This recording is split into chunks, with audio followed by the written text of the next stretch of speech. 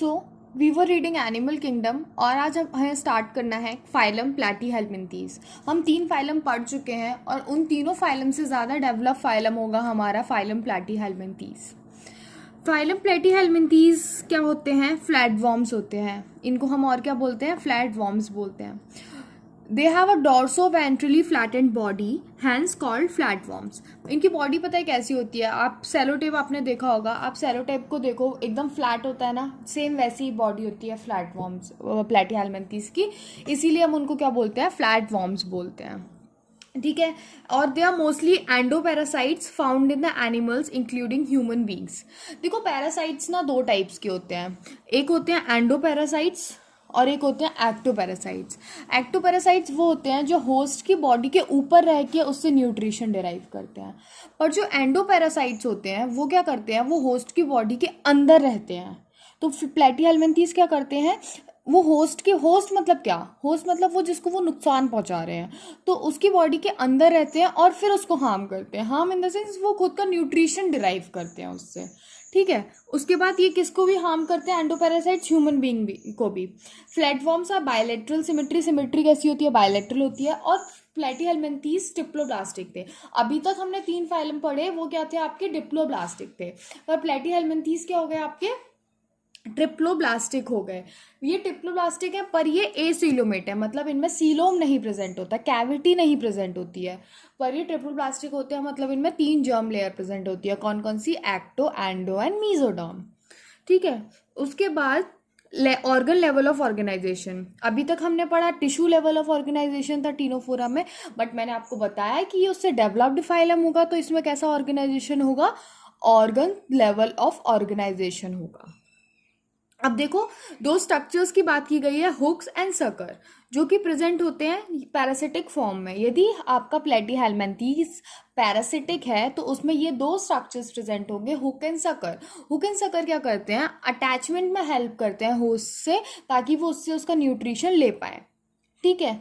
उसके बाद some of them absorb nutrition from the host directly through the body surface, मतलब body surface से भी ये न्यूट्रिशन ले सकते हैं होस्ट की। उसके बाद इनमें स्पेशलाइज सेल्स प्रेजेंट होते हैं जिनको हम बोलते हैं flame cells. Flame cells are very important characteristic of platyhelminthes. Flame cells किस चीज़ में हेल्प करते हैं? ऑस्मो रेगुलेशन, मतलब फ्लूइड बैलेंस रखते हैं बॉडी में, और क्या करते हैं? एक्सक्रीशन में हेल्प करते हैं। आपको क्वेश्चन, आप ये एक्सक्रीटरी सिस्टम जब पढ़ेंगे वहाँ भी पढ़ेंगे एक्सक्रीटरी ऑर्गन में। फ्लेम सेल्स प्लैटीहेल्मिन्थीज का एक एक्सक्रीटरी ऑर्गन है।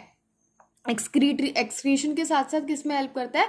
ऑस्मो रेगुलेशन में हेल्प करता है। उसके बाद बताया गया है sexes are not separate, that means male and female sex, female and female gametes जो होंगे वो एक ही इंडिविजुअल बना रहा होगा, क्योंकि सेक्सेस सेपरेट नहीं है, 2 डिफरेंट इंडिविजुअल्स नहीं होंगे। उसके बाद फर्टिलाइजेशन इंटरनल है। अभी हमने टीनोफोरा पढ़ा था, उसमें क्या था? उसमें था कि आपका फर्टिलाइजेशन एक्सटर्नल था, बॉडी के बाहर हो रहा था, बट इधर क्या हो गया? इंटरनल हो गया। फर्टिलाइजेशन बॉडी के अंदर ही होगा। उसके बाद डेवलपमेंट कैसे होगा?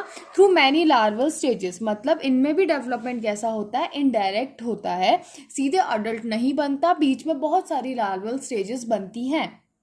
उसके बाद आपको एग्जाम्पल दिया गया है एक प्लेनेरिया का। प्लेनेरिया इनके एक स्पेशल मेंबर है क्योंकि इसमें हाई रीजनरेशन कैपेसिटी होती है।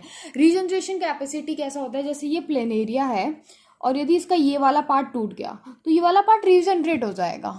ठीक है, मतलब इनके पास रीजनरेशन कैपेसिटी होती है। ठीक है। उसके बाद आपको एग्जाम्पल्स दिए गए हैं। सबसे पहले एग्जाम्पल आपको दिया गया है टेनिया का, जिसको हम बोलते हैं टेप वॉर्म, और दूसरा आपको दिया है फेसिकुला, जो कि आपको बोलते हैं लिवर फ्लूक बोलते हैं। एग्जाम्पल भी दिए गया है, देखो टेप जैसा ही दिख रहा है ना, ये थोड़ा सा टेप वॉर्म, तो ऐसा आपको डायग्राम याद हो जाएगा। टेप वॉर्म, टेप वॉर्म को क्या बोलते हैं? टीनिया बोलते हैं। उसके बाद लिवर फ्लूक का भी आपको ये डायग्राम दिया गया है। ठीक है। और मैंने आपको एक बात बताई थी इसमें प्लैटीहेल्मिन्थीज में कि इनका जो एलिमेंट्री कैनाल होता है वो इनकम्प्लीट होता है, मतलब इनके पास एक ही ओपनिंग होती है जो कि कैसे काम करती है? As a anus and as a mouth. तो इनका जो डाइजेस्टिव सिस्टम होता है वो इनकम्प्लीट होता है। ये वाली बात आपकी इधर नहीं लिखी गई है, पर ये मैंने आपको पहले बताई थी। ठीक है, जैसे यहाँ पे लिखी गई है, कहाँ लिखी वो भी बता देते हैं। ये लिखी गई है The digestive system in platyhelminthes has only a single opening to the outside of the body that serves as both mouth and anus, and hence it is called incomplete digestive system present होता है किसमें, platyhelminthes में.